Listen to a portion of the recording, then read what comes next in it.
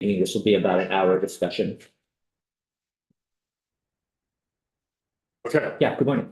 this is Doug Grady, Office of Legislative Counsel. Before I start reviewing Act 145 of 2022, I just want to give some context for what you're talking about today and potentially with another bill that was introduced this session, H706.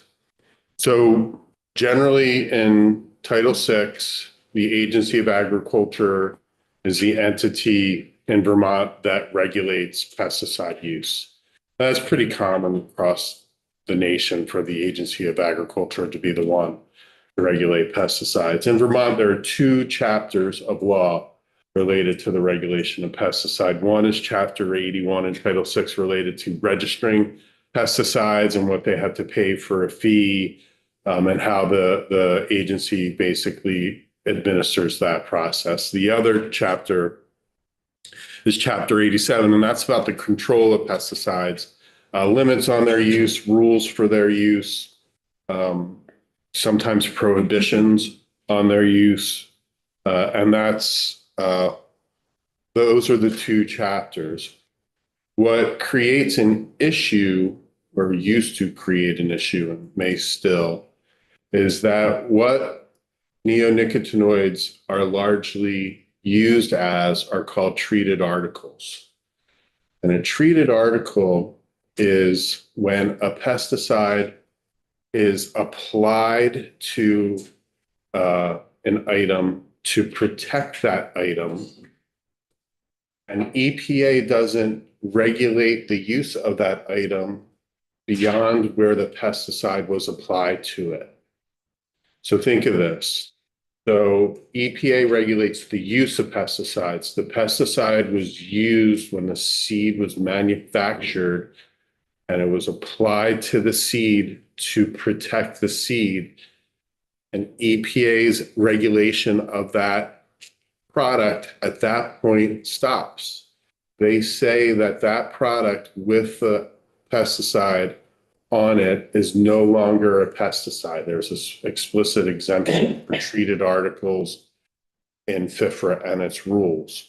So FIFRA is the Federal Insecticide, Fungicide, and Rodenticide Act.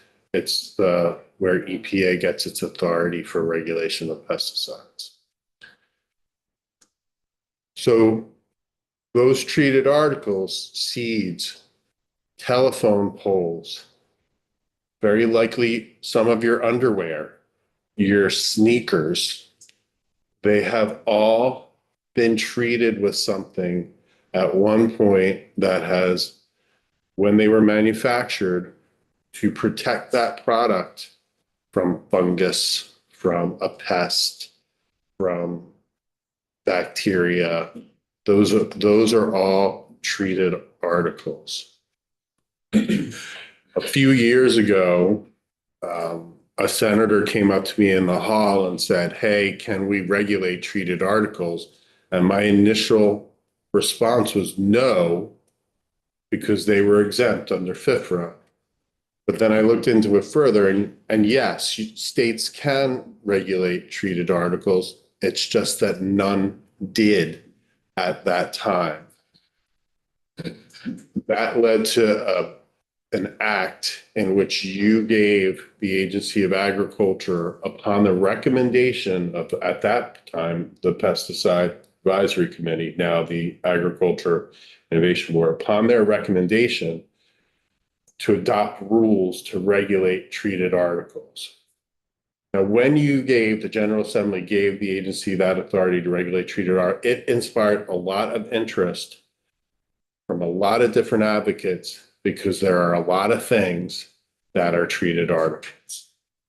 And those advocates were very concerned about what the agency would do with that authority.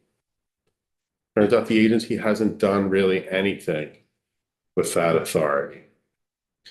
But in 2022, in H6266/Act 145, you directed the agency after consultation with the Agricultural Innovation Board, develop best management practices for the use.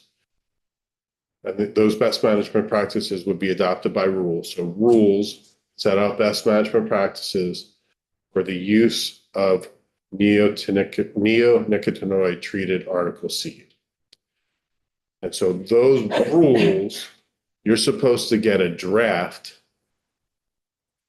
before the agency can even initiate rulemaking. And that was a concern from people within this building and advocates that they didn't want the agency to go to rulemaking without you as the policymakers knowing what was in those rules. So a draft of those rules comes to you, and then 90 days later, the agency can file those rules with the Secretary of State. So you should be getting, I think March 1st, 2024 is the date where you're supposed to get a draft of the rules that set out the best management practices for the use of treated article seeds. Now, the Agricultural Innovation Board has issued a report.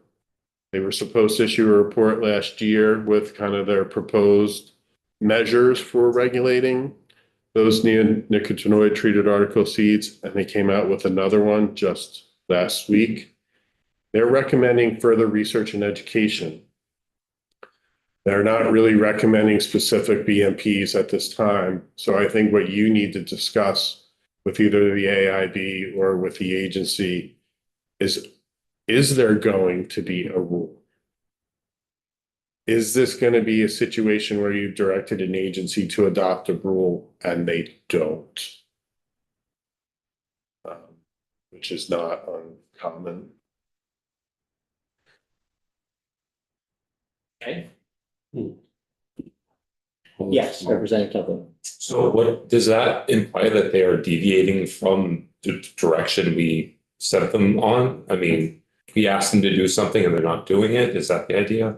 I don't know if they're going to do it or not. Right. I just know that in their report, they said that their recommendation is to focus on further research and education prior to implementing restrictions. And so I don't know if that's going to lead the agency to not adopt a rule or to adopt a rule that's less than what you wanted, et cetera. I think that's a conversation for the board and for the agency.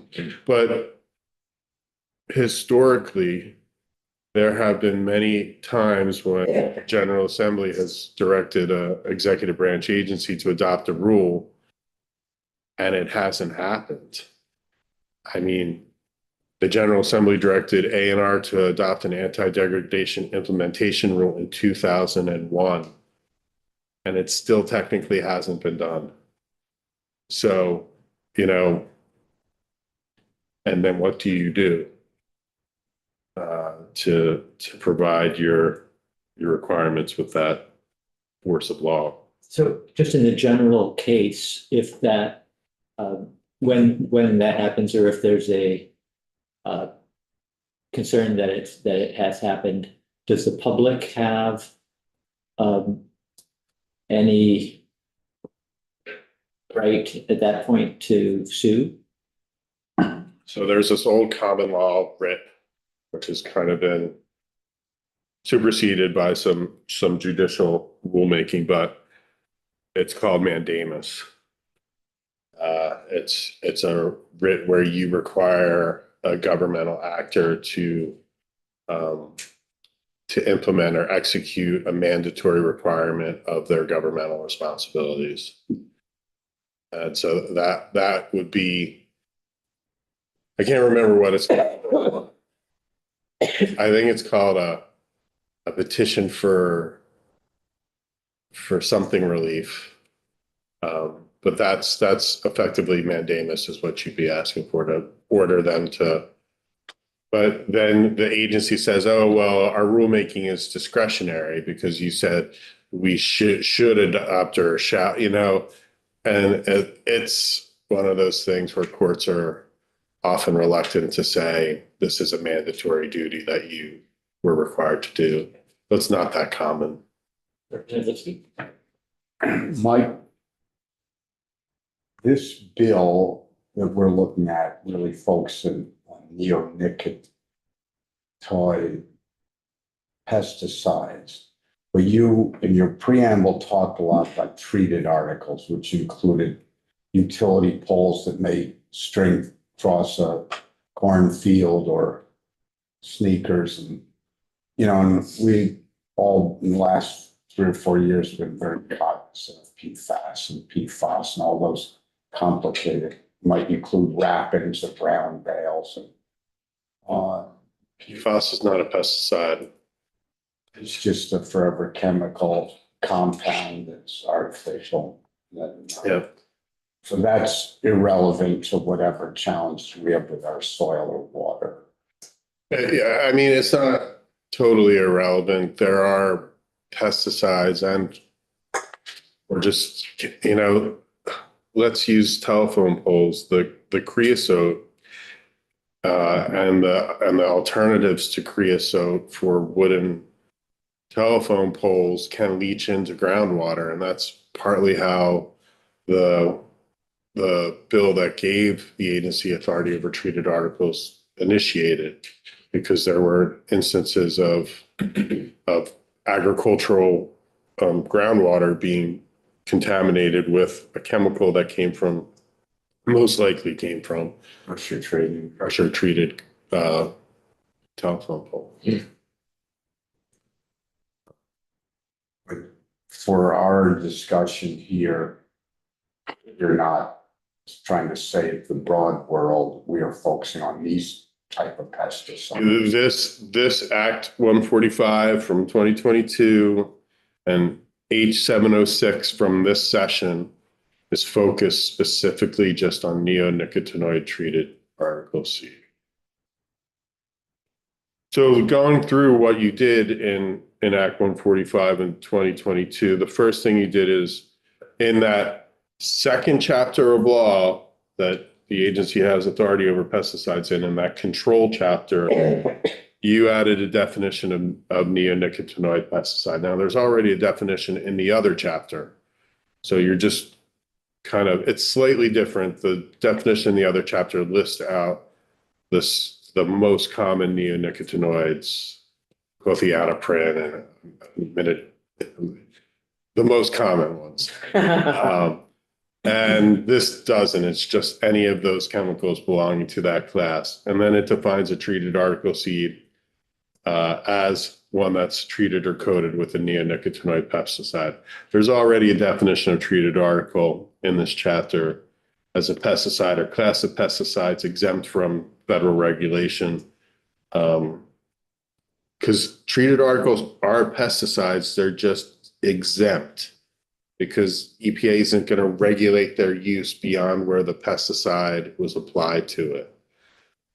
So treated article refers to the pesticide, not the substrate or. Right, as soon as it's on the article, on the item that it's intended to protect, and the whole item becomes exempt from regulation by EPA.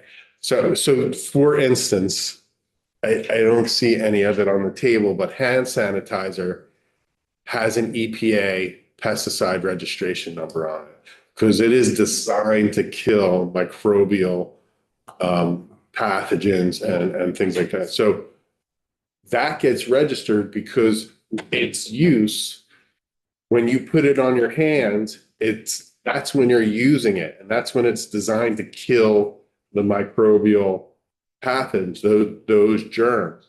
But when it was applied to the seed, when the pesticide was applied to the seed, it was used at that time to protect that seed where it was manufactured. And EPA doesn't want to regulate its distribution and commerce. And it kind of makes sense from EPA's perspective. Are they really going to regulate where shoes with silver biocide lining because you got stinky feet are sold? No, they don't want, but that, so that silver biocide in your shoes is a pesticide. So just when we hear and when we start using treated article, should we be thinking about, in this context that we're talking about, should we be thinking about the seed is a treated article, or the pesticide is the treated article? Or the seed, once it has the pesticide on it, is the treated article? Yes, that's how the seed, once it has that pesticide on it, is the treated article. Yes, Representative Levitt. So, okay, I heard this on whatever they call it now, Vermont Public. So you have a treated seed that grows into a flower. And the bee comes and does what a bee does. And then how much, do we have any way of knowing how much of that pesticide the bees are absorbing from a flower that's been treated with a neonicotinoid? Well, there's tons of studies out there to again international about the effect of neonicotinoids on bees. And so, I mean, talking to the agency and talking to, the chair said you're talking to somebody who's a scientist at UVM, talking to them about that interface and the effect of the plant on the bee. From my knowledge, it's not necessarily the plant that is causing the issue. It's the application of the seed, because the stuff rubs off. There's a dust. When you put it in the seed spreader, Right. there's a dust that comes off and that spreads. And so those organisms in proximity to the field, and think about the plants that are in proximity to the fields. It's like milkweed and clover, et cetera, et cetera. And it's like you're potentially affecting those pollinators from that dust that comes off. And so one of the best management practices is potentially is application best management practices, when and how and anything to control the dusts. So we'll have Dr. Alger from UVM in tomorrow morning, and she's an expert on bees, I think specifically. So she should be able to talk about bees, and I know there are other pollinators. But Representative Templeman? Just wondering, maybe this is a little bit off topic, but is there statutory precedent in other rulemaking bodies nationally, internationally, that have outlawed the use of this particular classification of pesticide? So internationally, several of the specific pesticides, neonicotinoids, have been banned in Europe. New York just took efforts, or just passed a law that would ban neonicotinoid treated seed, but in Governor Hochul's approval letter, she said that the bill needs to be amended, and she's reached an agreement with the advocates on how to amend that bill. And from what I can tell, the bill that would amend her act, the act would allow for use of treated article seeds in agriculture upon a waiver when there are no untreated seeds that are available to effectively meet the market need.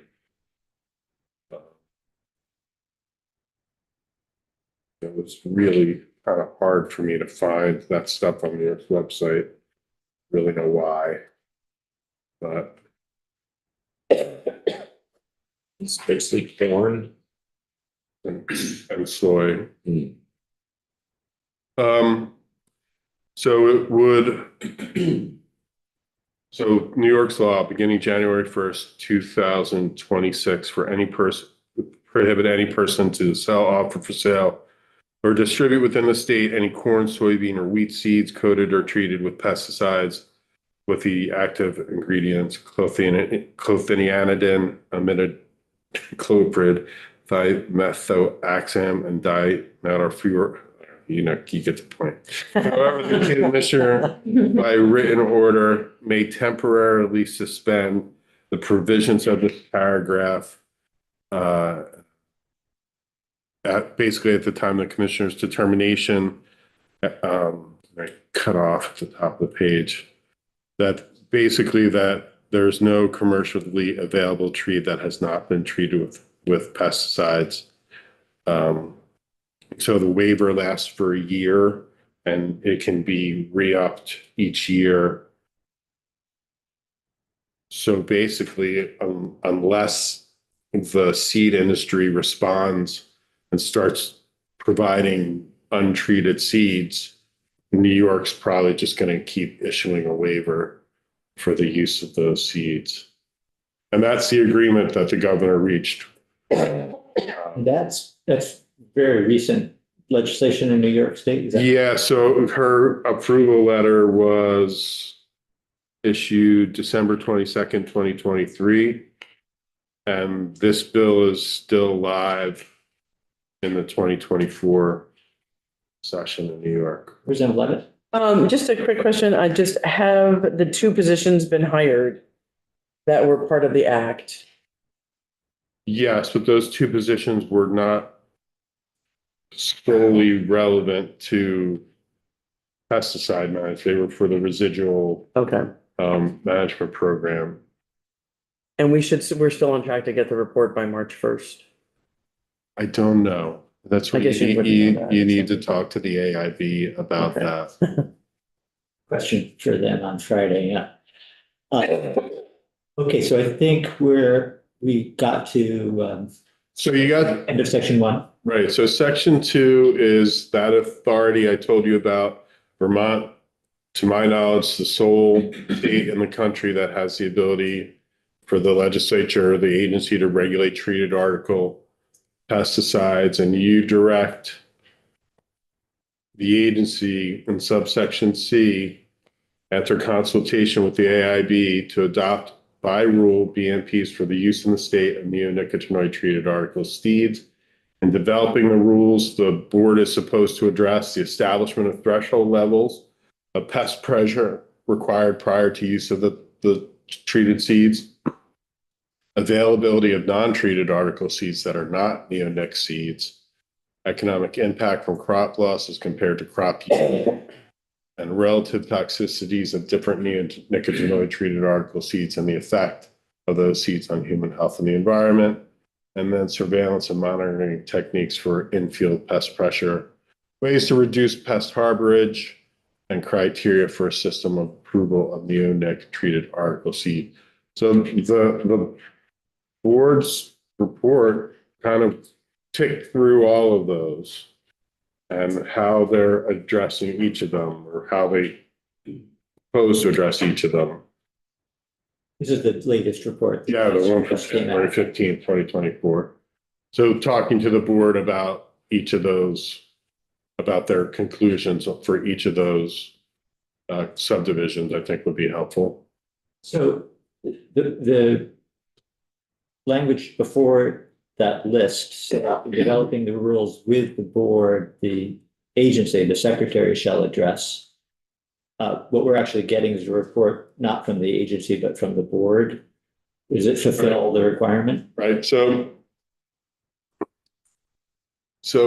for any treated article rulemaking to occur, it's upon the recommendation of the Agriculture Innovation Board. So it has to be upon their recommendation. So what you really should get a report from, or whom you should get a report from, is both the board and the secretary. So from the board and Steve. And Steve is on the board, so you could probably just have Steve in to talk to you, Dwinell. Yeah. So let's talk about what else is in the bill. There's a requirement that the agency manage pollinator health. So the apiaries to establish pollinator health benchmarks. they've been doing that, but you may have just heard that they came out with a report that said that they thought the pollinator health was okay in Vermont, but the apiaries were not happy with that. So talking to the scientists from UVM tomorrow might be helpful, kind of resolving that dispute. Here is that rulemaking provision. So on or before March 1, 2024, the agency submits to you and the Senate committee a copy of the proposed rules. The agency can't file those proposed rules until at least 90 days from the submission of the proposed rules.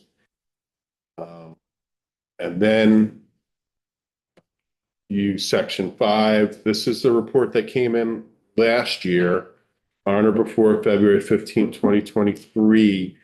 The AIB submits to you a report regarding best management practices for treated article seeds. They gave that report, came in last year. It was a little preliminary because the board had not really formalized and was working. The report that came in last week is probably a more fully formed recommendation from the board on this subject. So that's a different report. Last year, we may have, I don't recall having somebody come in and walk us through it. We may have had, maybe you at least pointed it out to us, but I'm not sure. Yeah, I just, it's a very short report. It's really only like pages long, and it doesn't really address all the things that you asked it to because they had just formed. And they basically said they will focus their efforts on providing recommendations to the agency on the required BMPs that may also address other types of pesticide treatments by the March 1, 2024 deadline.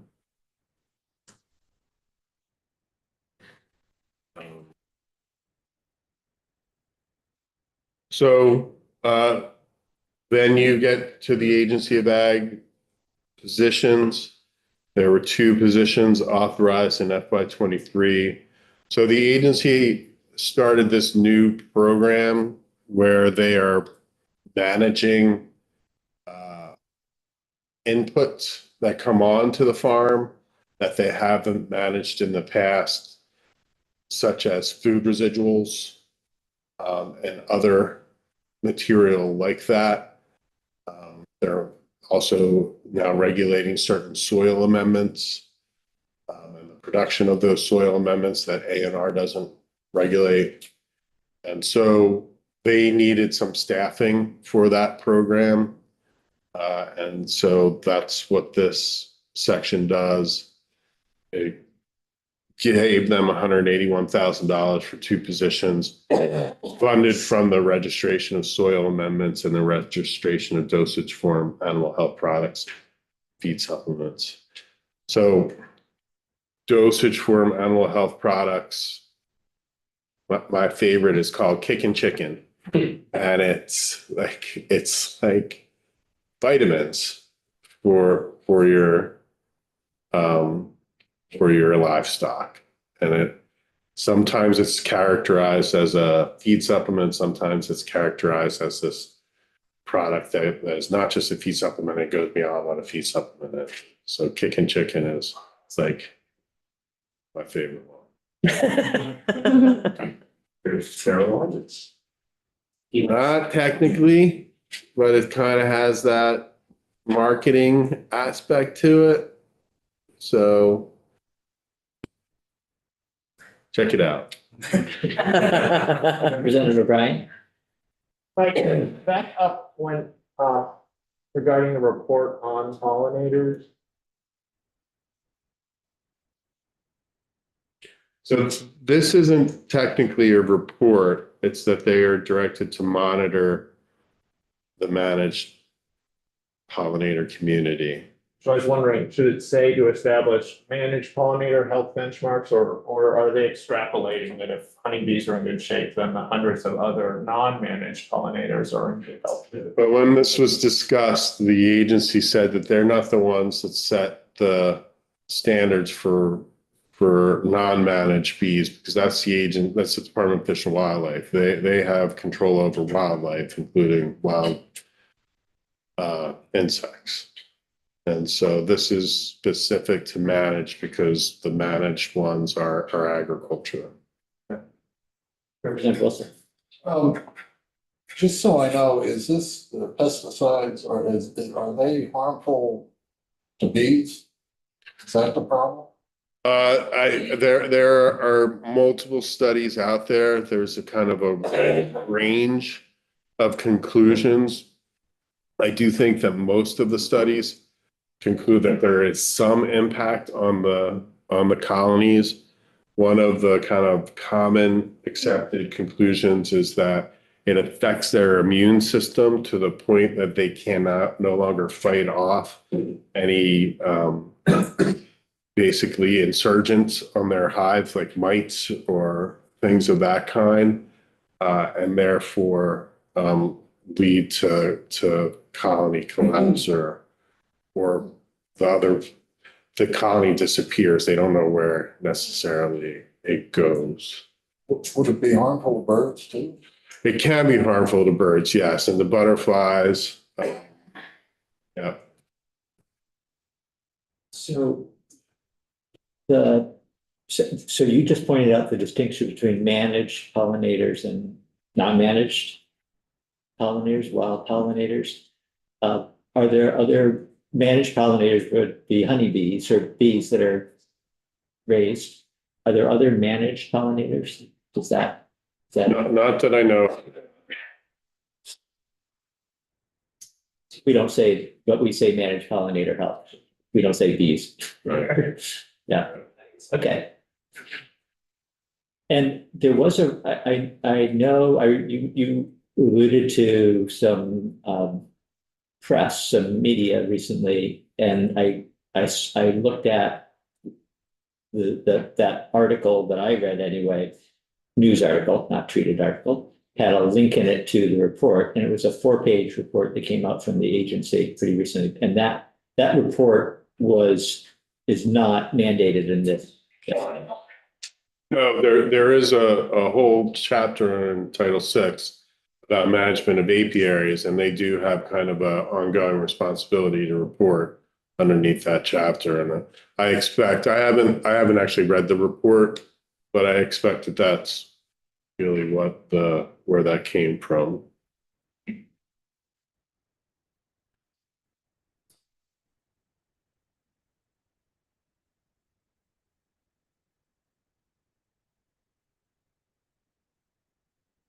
Yeah, so it's not coming up under pollinator.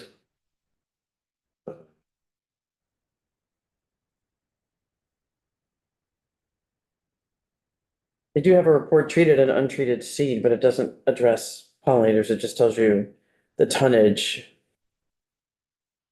of seed and what type. And what type of, Yeah, I don't see that pollinator report on the legislative reports website.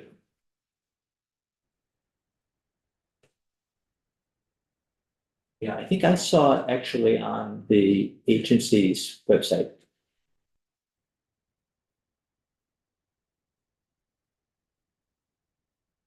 Yes, John. Mike, is the agency still monitoring the sort of benthic micro insect populations? Because that came up a lot originally in those neonic bills. I don't know. I don't know. I don't know. It seemed that it was affecting things that like birds ate Yeah, or fish. yeah, it's not coming up on a Google search.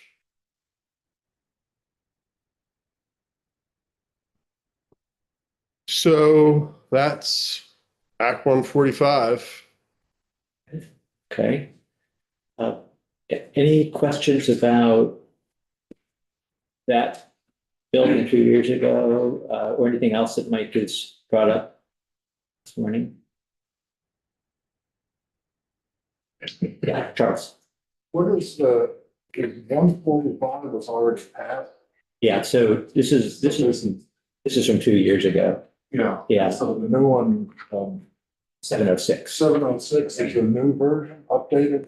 Well, it's a different bill. And I don't even want to try and characterize it because I haven't looked at it recently enough. But it does deal with some of these issues. Yeah.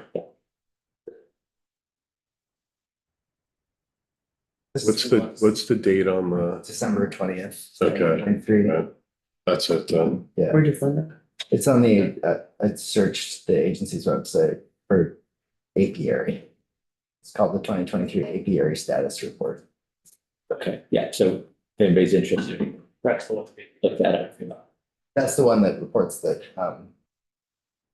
They're thriving. Yeah. Okay, great, thank you very much for that, Mike, and I think what we'll do, Representative Supernaut, I don't know whether you're on, I'm on. any questions?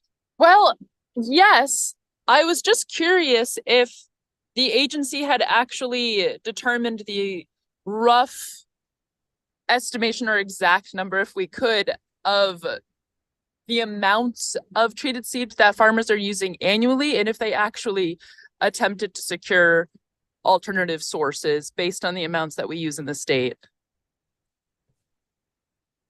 So the AIB report does address availability of non-treated article seeds. Says there's a limited availability of untreated corn seed, and they are offered in limited varieties and maturities. Says untreated seed orders add complexity to seed demand planning for the seed industry, and therefore orders for untreated seed must be made early. Untreated seed must be ordered in September, October for the next planting season. However, the ability to switch maturities, varieties, or from grain to silage closer to the planting season depends on conditions and adds extreme complexity for the seed industry. So they basically said that it's hard. I feel like adding complexity to the seed industry is probably what good genetic diversity is all about in a changing field like agriculture. And I just think that maybe that's something that should be encouraged. That's all. Thank you. So I would just recommend to anybody who's interested in having a better understanding of the subject to take a look at the report, actually 2 reports, because or maybe 3, including the one that Mike just found on the agency website, but there are 2 on our website, one from last year and then one that was just issued from the Innovation Board that are the results of this act. And then on Friday, we're going to get the walkthrough of the more recent report from Steve Tornell, who was on the board and is an agency employee. Chairman Durfee, is there a possibility that Sidonia might be able to distribute those to us as opposed to spinning around in the darkness so that I can find them? We'll make sure that anybody who needs access that doesn't have it can get it. Yeah. Okay, John, yeah. Like, this was mostly about treated articles on the sort of, use of neonicotinoids, application by golf courses, et cetera. This doesn't deal with that at all. No, 706 does. And to an extent, you've already regulated their use. You can't use neonicotinoid pesticides for just going to the hardware store to get it, except for lice treatment, some insecticide, indoor insecticides, and dog collars. And then the fourth exemption is treated article seed. And then otherwise, neonics are what are called a restricted use pesticide, what in Vermont are called Class A pesticides, which means in order for them to be sold, the seller needs to have a license and training in order for them to be used. The person that buys them to use them has to have a license and has to have training on how they're used. Most farmers have the certification necessary to use them. So you have to be a certified applicator even if you plant treated articles? Not technically because they're exempt, right? And so, but most farmers are already certified. Okay, any other questions? All right, thank you. So we've got a few minutes here and I'm thinking, why don't we just take 5 minutes and then Mike is able to stay, I think, for a little bit. Yeah. We're going to switch gears and talk about the timber trespass bill for a little bit and some possible language. And that'll be in a few minutes. So come back in 5